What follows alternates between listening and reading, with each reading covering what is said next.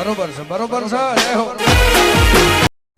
સૌથી પહેલા જોઈ લ્યો તમે જે ઇન્સ્ટાગ્રામમાં ટ્રેન્ડિંગ ચાલે છે તે વિડીયો, ત્યારબાદ આપણે એડિટિંગ કરતા શીખવશું।